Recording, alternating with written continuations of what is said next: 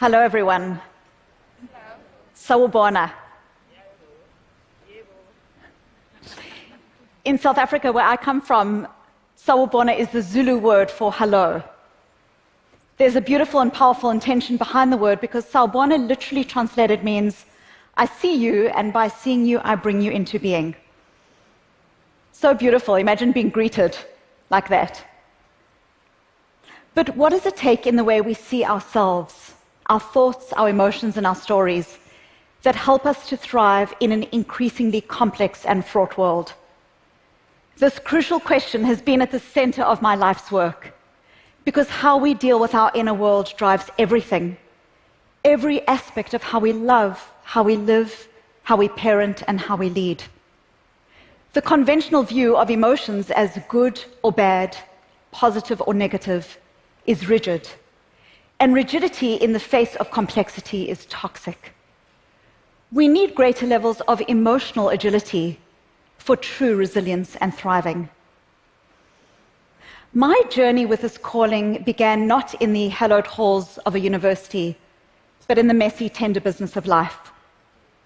I grew up in the white suburbs of apartheid South Africa, a country and community committed to not seeing, to denial. It's denial that makes 50 years of racist legislation possible, while people convince themselves that they are doing nothing wrong. And yet, I first learned of the destructive power of denial at a personal level, before I understood what it was doing to the country of my birth. My father died on a Friday. He was 42 years old and I was 15. My mother whispered to me to go and say goodbye to my father before I went to school.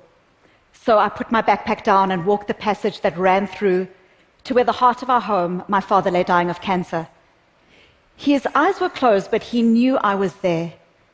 In his presence, I had always felt seen. I told him I loved him, said goodbye, and headed off for my day. At school, I drifted from science to mathematics to history to biology, as my father slipped from the world. From May to July to September to November, I went about with my usual smile. I didn't drop a single grade. When asked how I was doing, I would shrug and say, okay. I was praised for being strong. I was the master of being okay. But back home, we struggled. My father hadn't been able to keep his small business going during his illness, and my mother alone was grieving the love of her life, trying to raise 3 children, and the creditors were knocking. We felt as a family financially and emotionally ravaged, and I began to spiral down, isolated, fast. I started to use food to numb my pain, binging and purging, refusing to accept the full weight of my grief. No one knew, and in a culture that values relentless positivity, I thought that no one wanted to know. But one person did not buy into my story of triumph over grief. My 8th grade English teacher fixed me with burning blue eyes as she handed out blank notebooks. She said, "Write what you're feeling. Tell the truth. Write like nobody's reading." And just like that, I was invited to show up authentically to my grief and pain.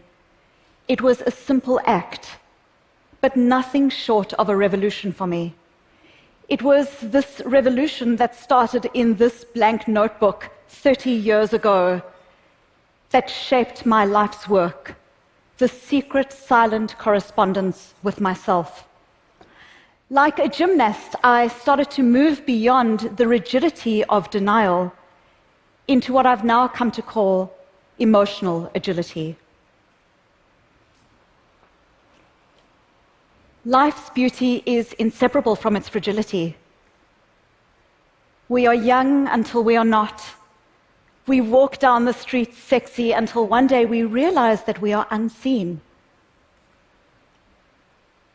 We nag our children and one day realize that there is silence where that child once was, now making his or her way in the world.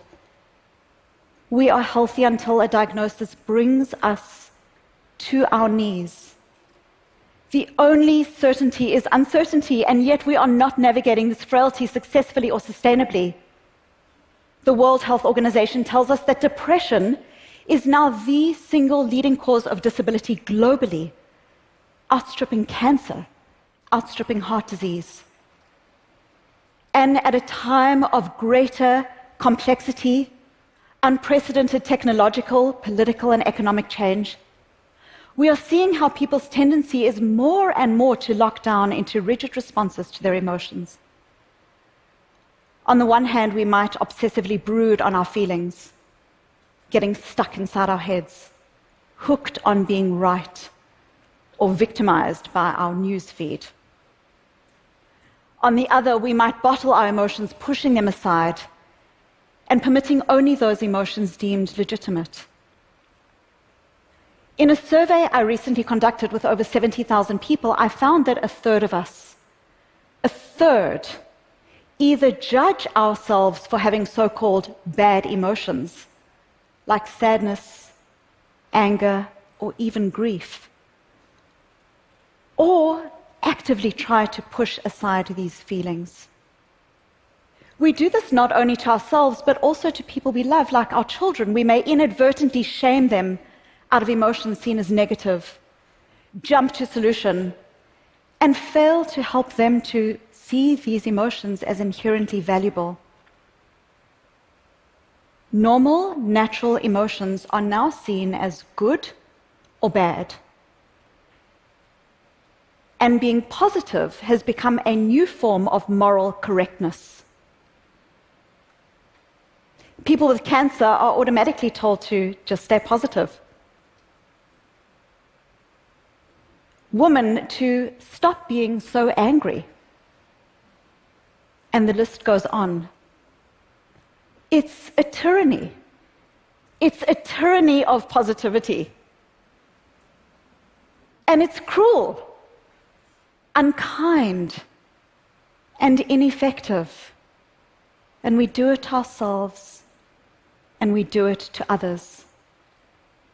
If there's one common feature of brooding, bottling, or forced positivity, it's this: they are all rigid responses.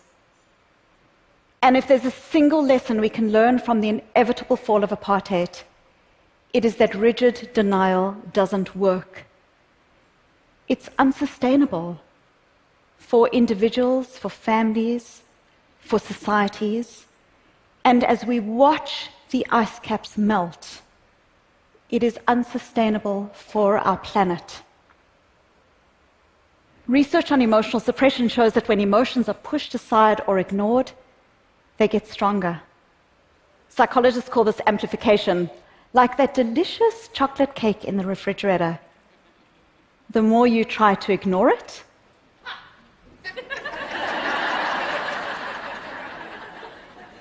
the greater its hold on you.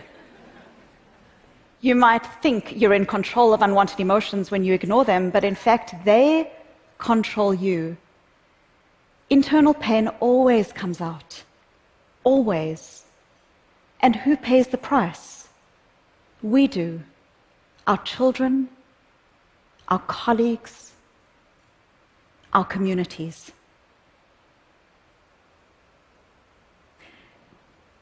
Now, don't get me wrong.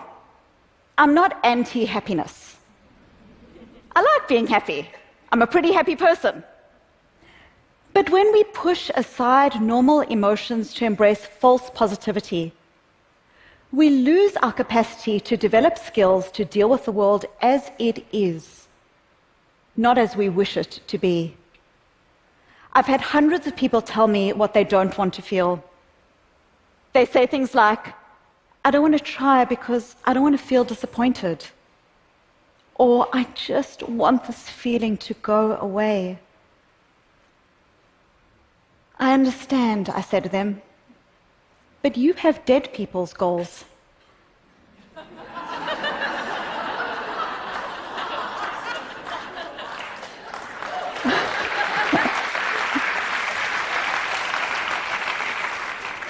Only dead people never get unwanted or inconvenienced by their feelings. Only dead people never get stressed, never get broken hearts, never experience the disappointment that comes with failure. Tough emotions are part of our contract with life. You don't get to have a meaningful career or raise a family or leave the world a better place without stress and discomfort. Discomfort is the price of admission to a meaningful life. So, how do we begin to dismantle rigidity and embrace emotional agility? As that young schoolgirl, when I leaned into those blank pages, I started to do away with feelings of what I should be experiencing, and instead started to open my heart to what I did feel: pain and grief and loss and regret. Research now shows that the radical acceptance of all of our emotions, even the messy, difficult ones, is the cornerstone to resilience, thriving, and true, authentic happiness. But emotional agility is more than just an acceptance of emotions. We also know that accuracy matters. In my own research, I found that words are essential. We often use quick and easy labels to describe our feelings. I'm stressed is the most common one I hear. But there's a world of difference between stress and disappointment, or stress and that knowing dread of I'm in the wrong career. When we label our emotions accurately, we are more able to discern the precise cause of our feelings. And what scientists call the readiness potential in our brain is activated, allowing us to take concrete steps. But not just any steps, the right steps for us. Because our emotions are data. Our emotions contain flashing lights to things that we care about. We tend not to feel strong emotion to stuff that doesn't mean anything in our worlds. If you feel rage when you read the news, that rage is a signpost, perhaps, that you value equity and fairness, and an opportunity to take active steps to shape your life in that direction. When we are open to the difficult emotions, we are able to generate responses that are values aligned. But there's an important caveat. Emotions are data, they are not directives. We can show up to and mine our emotions for their values without needing to listen to them. Just like I can show up to my son in his frustration with his baby sister, but not endorse his idea that he gets to give her away to the first stranger he sees in a shopping mall. We own our emotions, they don't own us. When we internalize the difference between how I feel in all my wisdom and what I do in a values-aligned action, we generate the pathway to our best selves via our emotions. So, what does this look like in practice? When you feel a strong, tough emotion, don't race for the emotional exits. Learn its contours, show up to the journal of your hearts. What is the emotion telling you? And try not to say I am, as in I am angry or I am sad. When you say I am, it makes you sound as if you are the emotion, whereas you are you, and the emotion is a data source. Instead, try to notice the feeling for what it is. I'm noticing that I'm feeling sad, or I'm noticing that I'm feeling angry. These are essential skills for us, our families, our communities. They are also critical to the workplace. In my research, when I looked at what helps people to bring the best of themselves to work, I found a powerful key contributor: individualized consideration. When people are allowed to feel their emotional truth, engagement, creativity, and innovation flourish in the organization. Diversity isn't just people, it's also what's inside people, including diversity of emotion. The most agile, resilient individuals, teams, organizations, families, communities are built on an openness to the normal human emotions. It's this that allows us to say, what is my emotion telling me? Which action will bring me towards my values? Which will take me away from my values? Emotional agility is the ability to be with your emotions with curiosity, compassion, and especially the courage to take values-connected steps. When I was little, I would wake up at night terrified by the idea of death. My father would comfort me with soft pats and kisses, but he would never lie. We all die, Susie, he would say. It's normal to be scared. He didn't try to invent a buffer between me and reality. It took me a while to understand the power of how he guided me through those nights. What he showed me is that courage is not an absence of fear. Courage is fear walking. Neither of us knew that in 10 short years he would be gone.